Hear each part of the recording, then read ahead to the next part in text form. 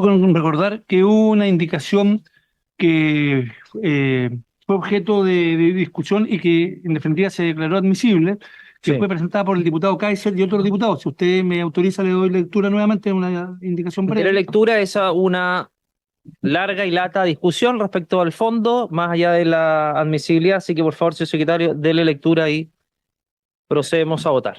Eh, Señor presidente, la indicación incorpora el siguiente artículo Ya. 32 cuater nuevo, porque ya hay un 32 ter aprobado, porque originalmente era Así es. 32 ter. Nuevo que dice, con todo, se concederá la libertad condicional para aquellas personas condenadas que hubiesen cumplido 75 años de edad y padecieran una enfermedad terminal o inhabilitante. En todo caso, deberán cumplirse las normas generales y requisitos que regulen su otorgamiento y revocación. Esa es toda la indicación, señor presidente. Muy bien, señor secretario. ¿Algún diputado o diputada quiere hacer uso de la palabra? ¿A cuánto estamos hoy día? Diputado Kaiser, y la ponemos en votación. Muchas gracias, señor presidente. Hemos tenido una serie de actuaciones también de la Corte Suprema en este momento. Un fiscal de la Corte Suprema ha visitado Colina 1, pero no solamente es un problema que se esté dando en Colina 1, sino que tenemos situaciones similares en la cárcel de mujeres de San Joaquín y en otros penales del país, en los cuales hay adultos mayores de 75 años de edad, algunos de 80, 84, 90, incluso más, que se encuentran muchas veces en estado de demencia, que se encuentran sufriendo enfermedades terminales y que no pueden ser, por tanto, sujetos al mismo trato que el de la población penal general en razón de su condición distinta, sus necesidades y demandas de atención que son distintas a las de la población general. Gendarmería. Le voy a plantear lo siguiente. Hace poco tiempo atrás se pidió la baja, había voces que pedían la baja del comandante jefe del ejército en razón de un conscripto que había fallecido, el señor Vargas, en arriba en Putre. Y uno puede estar a favor o en desacuerdo con esa postulación en materia de lo que es la responsabilidad del Estado respecto de las personas que tienen a su cuidado. Pero cuando en Colina falleció un interno por una peritonitis, porque no había una ambulancia para llevarlo al hospital, hoy en día ya nadie muere de una apendicitis. Pero cuando fallece una persona en razón de una peritonitis dentro de un recinto carcelario, entre otras cosas teniendo una muy avanzada edad, entonces tenemos que hacernos cargo de que el Estado y que Gendarmería, con los escasos recursos que le entrega este gobierno, y no solamente este gobierno, también los gobiernos anteriores, no está capacitado para asegurar, y no es algo que planteé yo, lo ha planteado la misma Corte, de asegurar los derechos fundamentales de los ciudadanos. Así que, ignorando, o sea, tratando de no ignorar que esta es una situación que se da no solamente en ciertos casos, sino que en general para personas mayores de 75 años que están sujetas a una serie de enfermedades, entonces yo, señor presidente, consideraría de que esta indicación debe ser aprobada. Muchísimas gracias, señor presidente. Doña Lorena Fríes. Presidente, quiero fundamentar mi voto. Es efectivo que hay personas adultas mayores en todos los centros penitenciarios, pero que la concentración de adultos mayores está efectivamente en Punta Peuco. Y yo estaría de acuerdo con un proyecto así si se hubiera hecho la excepción respecto de personas condenadas por crímenes de lesa humanidad, porque bajo esta indicación es posible también que esas personas que no han contribuido, que fueron tardemente, ingresaron a los recintos penitenciarios, pasaron muchos años en libertad, la verdad es que no me parece de justicia, así que voto en contra. El diputado Kaiser. Señor presidente, una consulta. Porque, a ver, la mayoría de los delitos, sobre todo los delitos de secuestro que se cometen por razones económicas, no son cometidas por una persona, sino que normalmente por un grupo de personas. ¿Ya?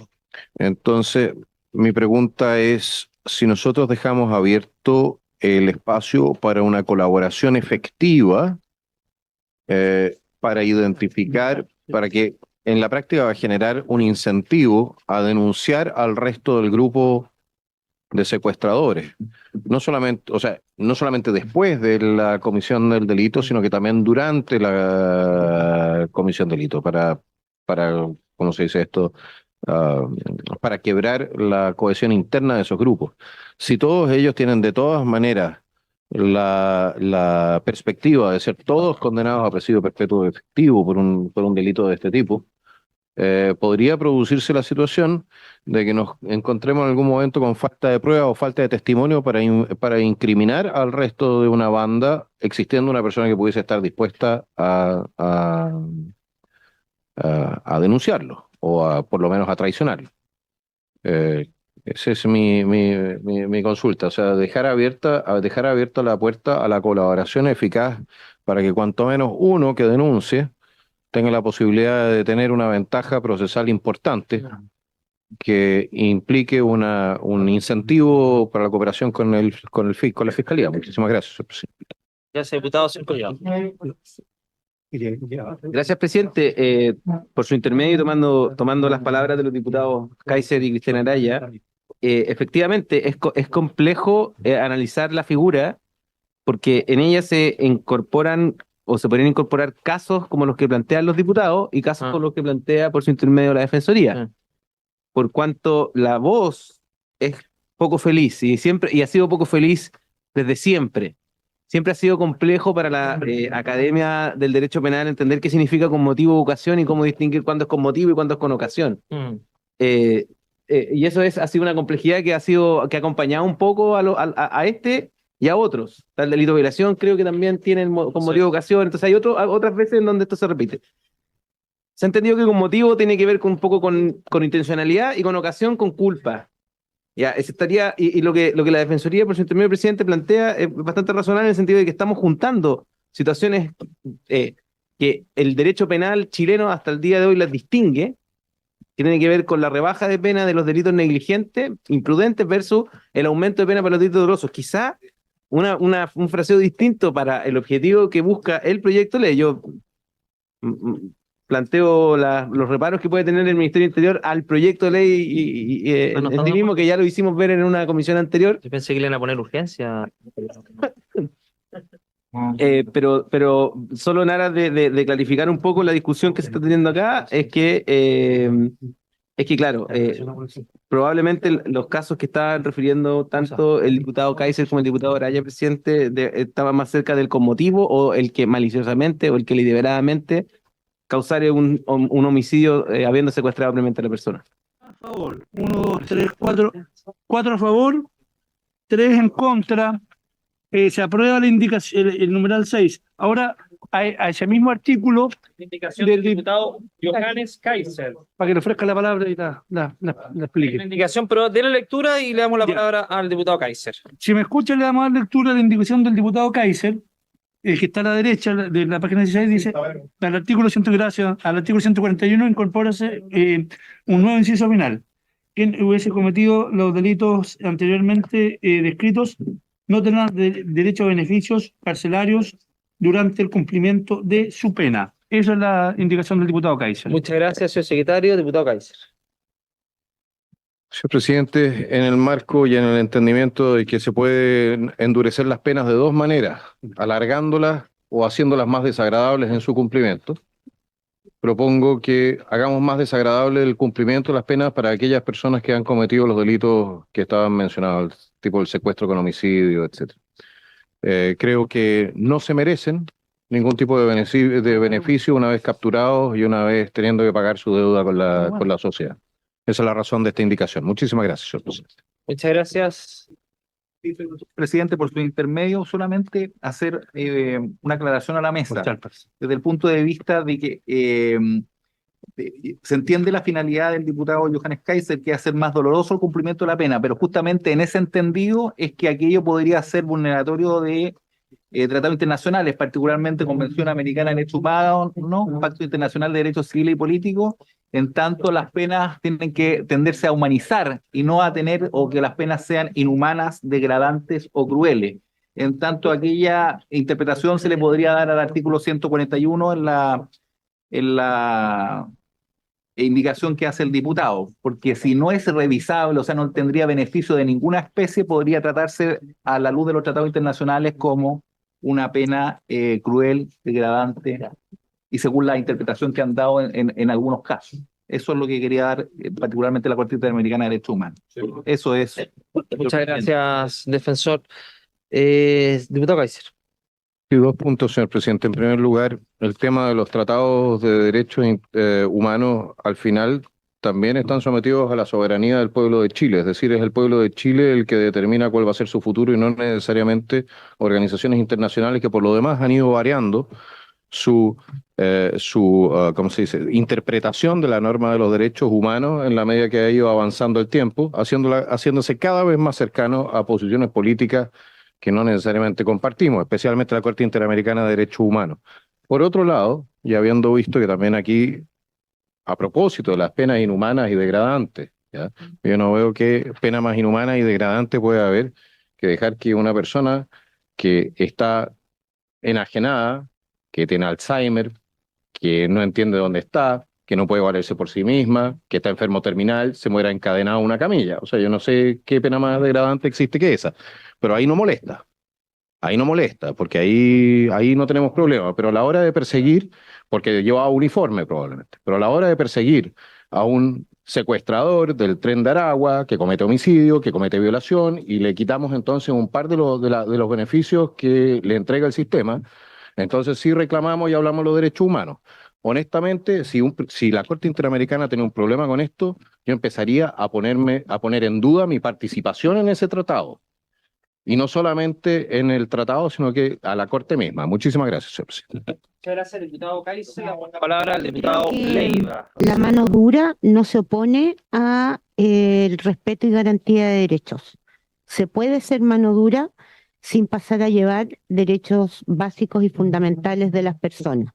Esta indicación, efectivamente, yo creo que con un poquito más de convicción que el defensor, creo que sí es atentatoria contra tratados internacionales, porque los propios tratados establecen que una de las finalidades de la pena justamente es la reinserción.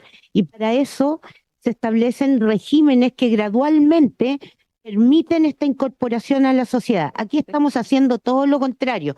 Y yo me pregunto, ¿qué diferencia hay? ¿Qué diferencia hay entre tener a una persona 50 años o para siempre y matarla? Porque es seguro que la gente que está proponiendo también está proponiendo la pena de muerte. Y por lo mismo, digamos, eso que también es contrario a tratados internacionales que, recuerdo, han sido ratificados por la voluntad del Estado de Chile y mientras estén vigentes generan obligaciones no solo para el gobierno, sino también para este Parlamento, porque si no, eso puede ser materia de condena internacional, a menos que, como por su intermedio, presidente, como lo dice el diputado Kaiser y seguramente varios más, opten por desahuciar el tratado. Y entonces estamos en otro pie, en otro escenario y caminando hacia la autarquía que muchos quieren. Gracias, presidente. Muchas gracias, señor presidente. En la misma línea y dándole razón también al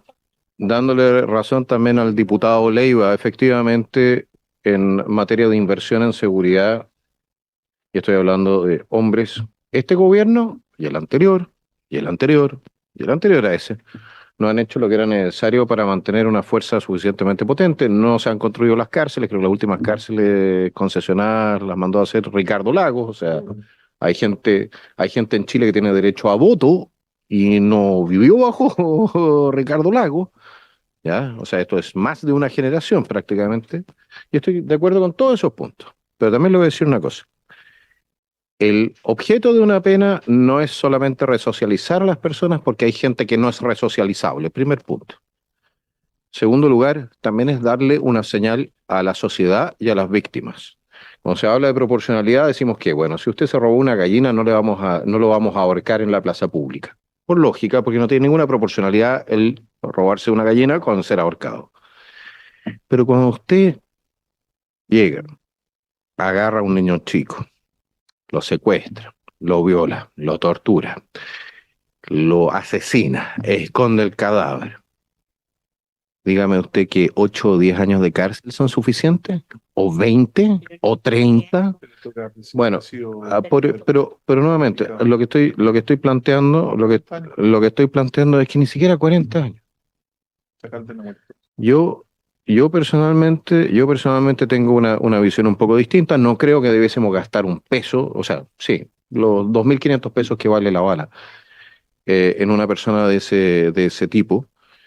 Pero evidentemente, si no nos vamos a poner de acuerdo en restablecer la pena de muerte, nos tenemos que poner por lo menos de acuerdo en que la pena que sufra el actor que ha cometido un delito de este tipo, un sicario, sea de tal magnitud que la sociedad, cuando vea la pena, pueda echarse para atrás y diga, ¿sabe qué más? Si el delito cometido es una cuestión, fue brutal, atroz, pero la pena está más o menos al nivel, el hombre va a pagar lo que debe. Que la sociedad no quede con la impresión de que el criminal paga menos que lo que le debe a la sociedad. Y en ese sentido, este tipo de normas también le están diciendo a la gente, ¿sabe qué más? Si a usted le pasa algo, por lo menos va a haber alguien que va a hacer justicia. Y justicia es darle a cada uno lo que merece. ¿Y qué merece un criminal que comete un delito de ese tipo? Pero que el castigo sea proporcional al delito cometido. Entonces, es lo que se está planteando aquí. Y hay delitos que hoy en día se cometen y que son de una brutalidad tal que honestamente, ¿qué nos queda? ¿Qué nos queda sino endurecer también las condenas? Muchas gracias, señor presidente. Gracias, diputado.